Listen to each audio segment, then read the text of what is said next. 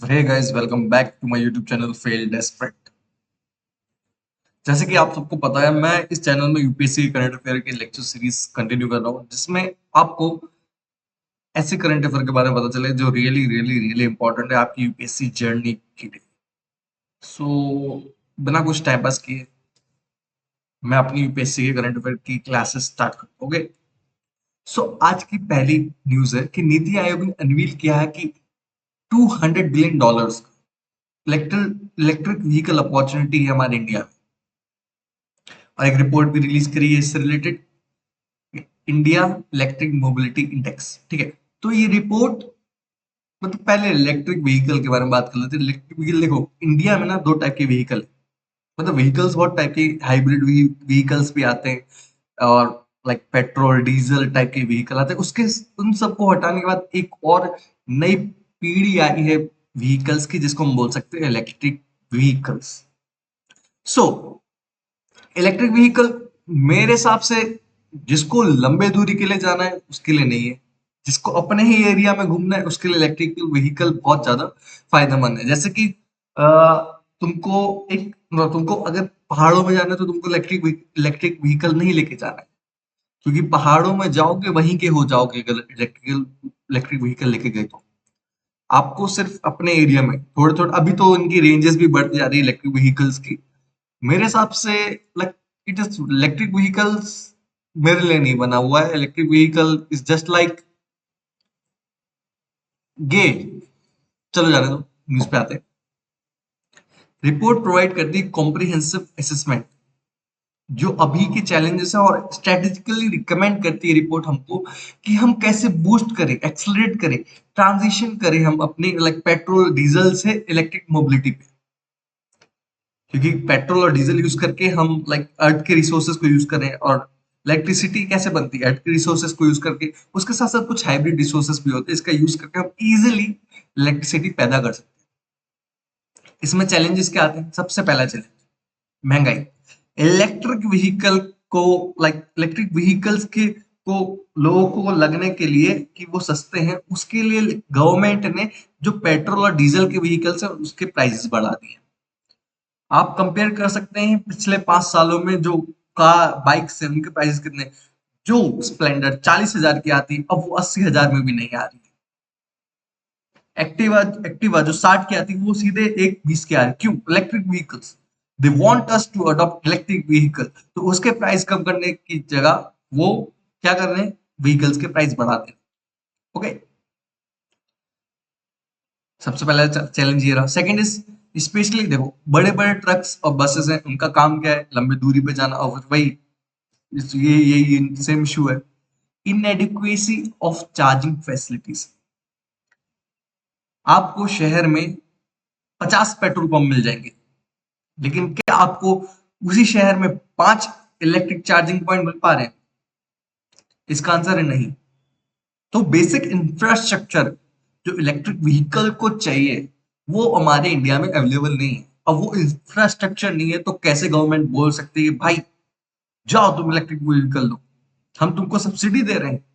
लेकिन सब्सिडी के साथ साथ ये भी बोलो कि आगे जाके जब तुमको इलेक्ट्रिक पॉइंट नहीं मिलेगा तो आपको धक्का खुद लगाना पड़ेगा या आपके पैसे खर्च होंगे।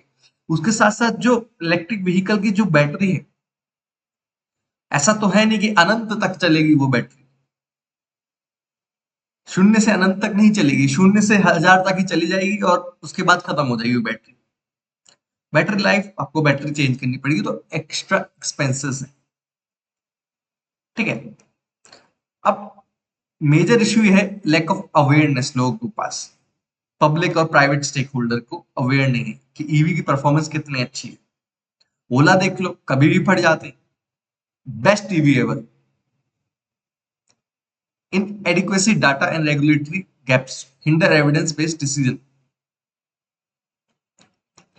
तो अब ये रिपोर्ट रिकमेंड क्या करती है? ये रिकमेंड करती है कि शिफ्ट करो इंसेंटिव्स टू मैंडेट्स, टारगेट करें timelines for zero emission and vehicle adoption. ठीक है, डिसइंसेंटिवाइज करें किसको, इंटरनल कंबशन इंजन व्हीकल्स को। And expanding corporate awareness fuel expensive caffeic norms.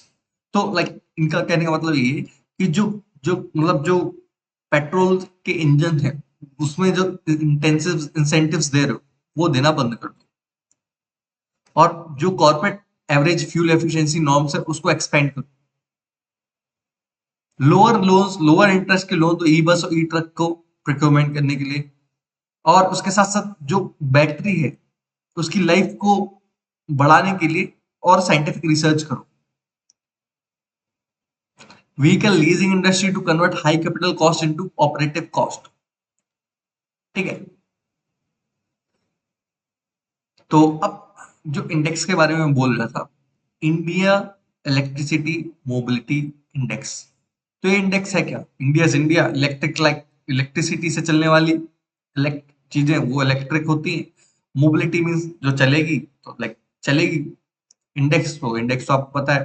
तो ये जो आईईएमआई है वो किसने बनाई? वो नीति आयोग ने बनाई। पार्टनरशिप किसके साथ की इसने? World resource institute India to benchmark EV progress. और ये एसेस क्या करते हैं? मोस्टली ये एसेस करते हैं 16 इंडिकेटर अक्रॉस 3 कोर थीम्स। हर का स्पेसिफिक वेट है और 100 के आउट ऑफ 100 उसको पॉइंट आउट किया जाता है। और इस 100 में 50% तो ट्रांसपोर्ट इलेक्ट्रिफिकेशन प्रोग्रेस है, जिसका फोकस है कितना? Demand side EV adoption. 30% is charging infrastructure and 20% is excesses infrastructure development, EV research and innovation status। ठीक है, तो ये IEMI रिपोर्ट है। तो अब हम अपने नेक्स्ट न्यूज पे जाते हैं। अब एक स्टैंडिंग कमिटी ऑन फाइनेंस बोलती है कि गिफ्ट सिटी जैसे और भी फाइनेंस सेक्टर इंडिया में होने चाहिए। और इंडिया में कहाँ पे होने चाहिए? मेट्रो सिटीज में होने चाहिए। इससे होगा क्या? अमीरों का फायदा और गरीबों का भी फायदा होगा। कैसे होगा गरीबों का फायदा? उन गरीबों का फायदा नहीं होगा जो इसमें पार्टिसिपेट नहीं कर रहे, उन गरीबों का फायदा होगा जो इसमें पार्टिसिपेट करने की कोशिश कर रहे हैं। लेबर से लेके बिजनेसमैन तक, मोस्टली तो जो प्रॉपर्टी माफियाज है उनका फायदा होने वाला है इस गिफ्ट सिटी में, क्योंकि वो लोग पहले खरीद लेंगे। अगर तुमको पता चला कि इधर पैसा होने वाला है तो 10 की चांदी हो, 10 की चांदी हो, प्रॉपर्टी चांदी हो, प्रॉपर्टी चांदी हो, दे व्हाट दे वांट, प्रॉपर्टी पहले खरीद लेंगे। सबसे पहले गिफ्ट सिटी बनने वाला है, उसका प्राइस हाई हो जाएगा। सो चुटकियों में ये बिजनेस प्रॉपर तरीके से बन जाएगा। फॉरेन कंट्री लाइक ट्रम्प भी तो इन्वेस्टमेंट करते हैं इंडिया में, ट्रम्प करेंगे इन्वेस्टमेंट गिफ्ट सिटी में। So it is high level tactics जो सबको समझ में नहीं आते। तो ये स्टैंडिंग कमेटी ने कहा है कि और भी गिफ्ट सिटी होनी चाहिए। गिफ्ट सिटी क्या है? गुजरात की एकलौती अहमदाबाद में बनी हुई, गांधीनगर में बनी हुई गिफ्ट सिटी है। ठीक है, और गिफ्ट सिटी का फॉर्म क्या है?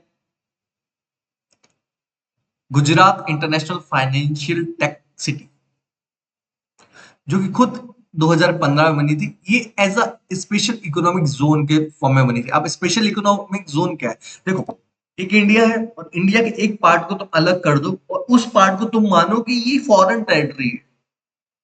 मतलब समझे, उसको एकदम फॉरेन टेरिटरी की तरह मानो और उसको बिल्कुल फॉरेन टेरिटरी की तरह डेवलप करो। इस पार्ट में हम करप्शन करेंगे, उस पार्ट में करप्शन करोगे तो लड़ जाएंगे। इस पार्ट में तुम रोड्स बनाओगे तो कैसे भी बना दो चलेगा, उस पार्ट में रोड गलत बनी तो फिर लड़ लग देंगे। इस पार्ट में अगर नालियों से पानी निकला तो चलेगा, इस पार्ट में अगर नालियों से पानी निकला तो तुम्हारे तो तोड़े लग जाएंगे। तो ये है अपना स्पेशल इकोनॉमिक जोन की, उसको बिल्कुल स्पेशली एकदम फॉरेन फॉर पैसा तो उतना ही लग रहा है, थोड़ा ज्यादा पैसा मिलता है स्पेशल इकोनॉमिक जोन को बिल्कुल प्रॉपर तरीके से बनाने के लिए, लेकिन उस पैसे में नॉर्मल जगह भी अच्छे से डेवलप हो सकती है। लेकिन corruption is the peak point. Corruption नहीं तो कुछ नहीं। इस देश से करप्शन नहीं जाएगा, सबसे ज्यादा करप्ट देश है। आई हेट इट, क्योंकि मैं उसमें पार्टिसिपेट नहीं कर पा रहा हूं। मुझे भी ब्लैक मनी चाहिए, सीधी बात। किसको नहीं पसंद पैसा? नेता, गवर्नमेंट ऑफिशियल्स। इस देश में सबसे ईमानदार है वो सिर्फ लेबर है, क्योंकि वो अपने हिस्से का खाता है, वो बहुत मेहनत करता है। मैं बस लेबर की रिस्पेक्ट करता हूँ, नथिंग एल्स। सबको गाली देना जरूरी है। तो लाइक इसको एक डेजिग्नेट किया था गिफ्ट सिटी को एक नॉन रेजिडेंट जोन। जो किस किस एक्ट के अंदर इसको डेजिग्नेट करा था हमने? फेमा के फॉरेन एक्सचेंज मैनेजमेंट एक्ट, इसके अंदर अपने इसको नॉन रेजिडेंट जोन डिक्लेयर कर दिया। तो इससे क्या हो गया, उसका प्राइस बढ़ गया क्योंकि कमर्शियल जोन में कन्वर्ट हो गया। अब आईएफएससी है क्या? IFSC is a jurisdiction that provides onshore and offshore financial service to non-residents and residents. तो आईएफएससी का फॉर्म क्या है? International financial service centre. और ये क्या है? एक ज्यूरिडिक्शन है जो प्रोवाइड करेगा हमको ऑनशोर, मतलब यहाँ पे भी और वहां पे भी फाइनेंशियल सर्विस, और यहाँ के लोगों के लिए और वहां के लोगों के लिए। यहाँ के लोग वहां के लोग समझ रहे हो ना, फॉरेन और इंडियन, ठीक है, इन अ फॉरेन करेंसी। अब फंक्शन क्या है इसका? Favourable tax structure. किसका? गिफ्ट सिटी में ऐसा होता है, फेवरेबल टैक्स स्ट्रक्चर होता है, offer cross border financial product and services within competitive tax environment, trusted regulatory environment, provide of onshore talent with an offshore technology. समझ रहे हो? इंडिया का टैलेंट इंडिया में ही काम करेगा, लेकिन टेक्नोलॉजी उसके पास वही होगी जो फॉरेन में है। इसको क्योंकि हमने उसको एक स्पेशल इकोनॉमिक जोन की तरह काम कंसिडर किया है उस एरिया को, दैट्स व्हाई जो यहाँ का टैलेंट है यहीं पे रहेगा, पैसा भी उसको यहीं उसी हिसाब से मिलेगा, लेकिन अच्छा पैसा मिलता है। जो बड़ी बड़ी फिनटेक कंपनी में काम करते हैं उनको अच्छा पैसा मिलता है, ठीक है। ईज ऑफ डूइंग बिजनेस इसका किसका? आईएफएससी का काम। फैसिलिटेट करता है मूवमेंट किसका? International financial service based on global standard. Promote करता है inbound and outbound investment into India. Regulatory body है international financial service centre authority, regulate financial product. अब किस एक्ट, मतलब कब बना ये आईएफएससी? बना था 2020 में अंडर द आईएफसीए एक्ट, जो कि 2019 में लॉन्च हुआ था। इसका अभी स्टेटस क्या है? Gift IFSC rank 46 global financial centre index. समझ रहे हो? इसकी रैंक भी अच्छी है ग्लोबल में, ग्लोबली अगर पूरे वर्ल्ड की रैंक माने, मतलब वर्ल्ड में क्या, अर्थ की, तो इट्स अबाउट 46।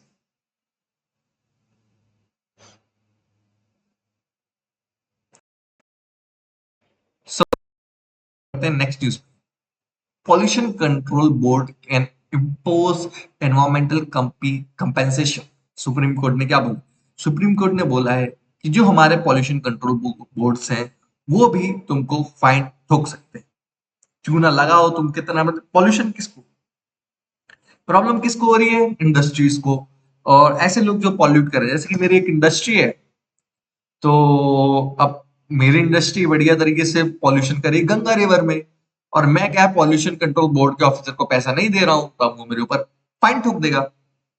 तो अब मैं जा रहा हूँ सुप्रीम कोर्ट के पास, मतलब हाई कोर्ट के पास, देखो इसने मेरे ऊपर फाइन ठोका है और इसको like he can't do this, इसके पास कोई पावर नहीं है। लेकिन सुप्रीम कोर्ट, हाई कोर्ट बोलता है हाँ भाई इसके पास तो कोई ऐसा स्पेसिफिक जुरिडिक्शन नहीं है कि हाँ तुम ठोको फाइन।